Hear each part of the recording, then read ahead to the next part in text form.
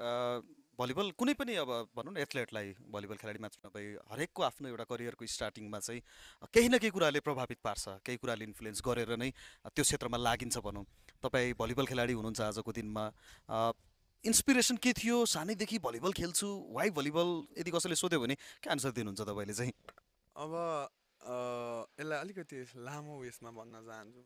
अब भलिबलै थिएन मेरो इन्सपिरेसन भनौँ न, कोही पनि अपोनेन्टमा त्यस्तो मान्छेहरू पनि थिएनन् मेरो भूगोलमा, र त्यो मेरो ठाउँमा चाहिँ त्यस्तो भलिबलको त्यस्तो उर्वर भूमि पनि होइन भनौँ न। एउटा चाहिँ टाइम पासको लागि खेल्नु हुन्थ्यो सिनियर दाइहरूले।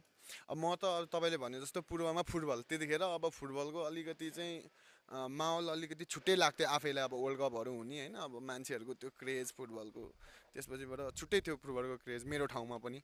अनि म फुटबल खेल्थेँ। स्टार्टिङ पोइन्टमा मैले स्पोर्ट्स समातेको भनेको फुटबल हो। मैले ट्रेनिङहरू नि गरेँ। मैले चाहिँ यो एनसिसीको ट्रेनिङ गर्दाखेरि फुटबल पनि म चाहिँ गोलकिपर, अब म गोलकिपर खेल्थेँ, म खेलेँ। अनि बिस्तारै फुटबल हाम्रो एउटै ग्राउन्डमा चाहिँ फुटबल भलिबल अनि त्यसपछिबाट टाइम पास गर्नलाई भनौँ न इन्टरटेनमेन्टको लागि सबै खेलहरू एउटै ग्राउन्डमा खेलिन्थ्यो। खेल्दै जाँदाखेरि भलिबल पल्लोपट्टि खेल्दै हुनुहुन्थ्यो दादाहरूले नेटमा, म चाहिँ यता फुटबल उयो गरेर ठ्याक्क यसरी गोलकिपर त बसिरहनु पर्छ, अनि पोस्टमा बसिरहेको थिएँ। उताबाट हानेको सर्ट एक्कासी आएर मलाई लाग्यो क्या। अनि त्यसपछिबाट चाहिँ अब भलिबलले लागिसकेपछि अलिकति मलाई अब त्यतिखेर अब सानै पनि थिएँ। अब यतिखेर बुझ्ने जस्तो भएको त यार खेल्दाखेरि लाग्छ भन्ने हिसाब पनि हुन्थ्यो होला, त्यो अनुसारले चाहिँ उयो नि गरिन्थ्यो होला होइन, अनि कम्प्रोमाइज नि गरिन्थ्यो होला। तर त्यो बेला सानो बेला अब यसले मलाई जान जाने हाने जस्तो त्यो फिल भयो। त्यसपछि यसले मलाई हान्छ नि, यसलाई पनि त मैले हान्न पर्छ नि, यसलाई पनि त मैले नि हान्न सक्छु होला नि यति पावर त, भन्ने एउटा ममा एउटा भनौँ न अनुभूति आयो क्या, त्यस्तो खाले सोचाइ आयो।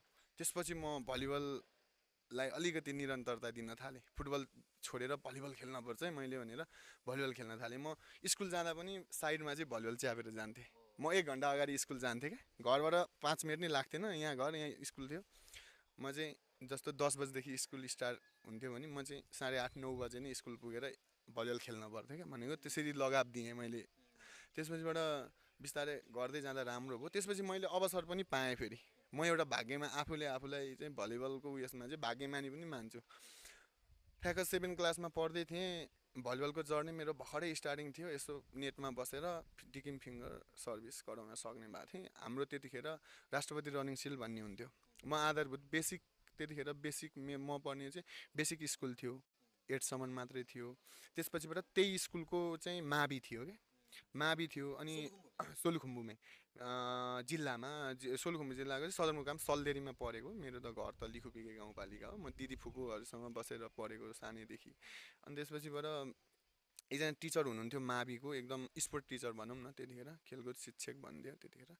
त्यसपछिबाट चाहिँ उहाँले चाहिँ मलाई भन्नुभयो, तिम्रो गेम मैले हेरेँ, अब तिमीले केही गर्छौ जस्तो, अलि हाइट नि छ तिम्रो, आऊ मावि आऊ, राष्ट्रपति रनिङ सिल्डहरू हुन्छ, त्यहाँ गयो भने अझ तिमीलाई चाहिँ सपोर्ट मिल्छ, खेल्ने वातावरण हुन्छ भन्नुभयो। त्यसपछिबाट अब म त ठाउँ खोजिरहेको होइन, अब अवसर टुर्नामेन्टहरू चाहिँ खेल्न पाए हुन्थ्यो भनेर चाहिँ खोजिरहेको बेलामा अब मैले त्यो अवसर पाइसकेपछि मैले त्यो अवसरलाई कुनै पनि उयो नगरिकन नकार्नै सकिनँ। म गएँ। घर परिवारसँग सल्लाह गर्नुपर्छ भन्ने पनि छैन, केही पनि छैन, हुन्छ भनिदिएँ मैले। अब घरमा आएर त भन्नुपर्ने छ, फकाउनु पर्ने छ। अनि फेरि मेरो दिदी भिनाजु भन्छु म, फुपू हो खासमा, दिदी भिना मलाई त्यो सजिलो लाग्छ। आएर घरमा सल्लाह गर्दाखेरि चाहिँ मलाई उहाँहरूले कुनै पनि क्या त्यो उयो नेगेटिभ रियाक्सनै गर्नु भएन क्या।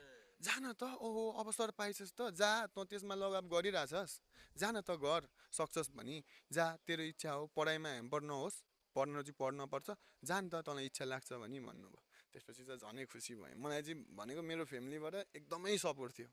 अनि मेरो चाहिँ सानै उमेरमा चाहिँ मेरो लाइफमा होइन, अब लाइफमा चाहिँ मेरो लाइफमा गर्लफ्रेन्ड भनौँ न सानै उमेरमा थियो क्या।